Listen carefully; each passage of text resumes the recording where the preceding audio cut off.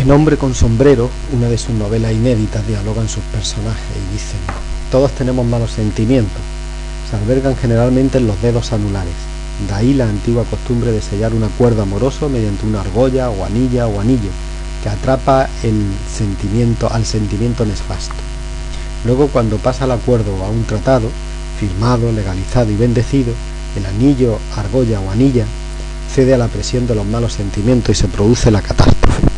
¿De qué modo?, preguntó. Mediante una palabra conocida como matrimonio. No olvides que matri viene de madre y monio de demonio. Con todo esto se comprende que Felipe Orlando es un artista con una clara intencionalidad artística y con una calidad literaria muy por encima de su difusión actual.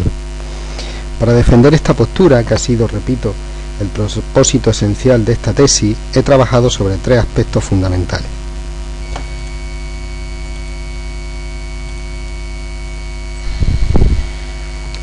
El primero versa sobre la vida y la localización geográfica, cultural y temporal del artista. Es el primer apartado que he denominado biografía y contexto. He querido hacer una biografía aprovechando todos los materiales y fuentes de información manejados. Presento un recorrido por la vida de Felipe Orlando respetando los deseos suyos y de sus familiares sobre su nacionalidad. Él siempre expresó que era ciudadano del mundo. Ha sido mi intención mostrar un recorrido por su vida centrándome en aquellos datos que considero han influido en su obra artística y profundizando en ellos para un mejor conocimiento de su arte. El segundo bloque, Palabra de Felipe Orlando. El segundo bloque, decía, de este trabajo aborda la creación literaria de Felipe Orlando. Presento un comentario de sus relatos breves, 25 en total, y de sus novelas, 5, así como una edición crítica de dichos textos. En el tercer bloque ofrezco dos listados relacionados con su labor pictórica. Por un lado, expongo un listado de los títulos de los cuadros de Felipe Orlando. Por otro, un listado de las exposiciones individuales y colectivas del artista, así como un comentario de su relación con algunas galerías de arte o exposiciones más relevantes. He querido añadir un apéndice documental que se divide en apéndice biográfico con documentos relacionados con la vida de Felipe Orlando y el apéndice fotográfico, donde se relacionan las fotos más interesantes de la vida y obra del artista, así como la relación epistolar que mantuvo con Bernabé Fernández Canivel y sus apuntes para una biografía que nunca llegó a redactar definitivamente. La introducción y las conclusiones completan un trabajo que he elaborado cada vez con más ahínco y cariño, proporcionalmente al mayor conocimiento de la obra y la persona de Felipe Orlando.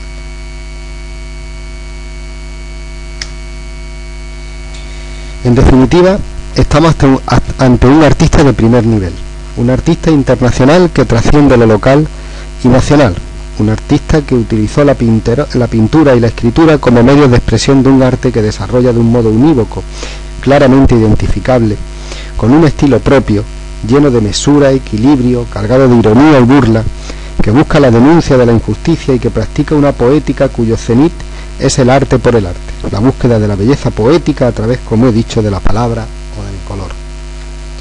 Su literatura obedece a un modo de escritura que se evade de lo comercial y busca el arte en sí mismo, el arte por el arte que nace de la realidad familiar y social vivida más cercana y trasciende fronteras. Es una literatura del sentimiento y de la informalidad que huye de lo académico, en la que las sensaciones prevalecen sobre lo racional, de ahí su dificultad de comprensión. Pero es una literatura coherente con una clara intencionalidad artística por parte del escritor que se refleja, por ejemplo, en la intertextualidad y en la trascendencia de la realidad más cercana.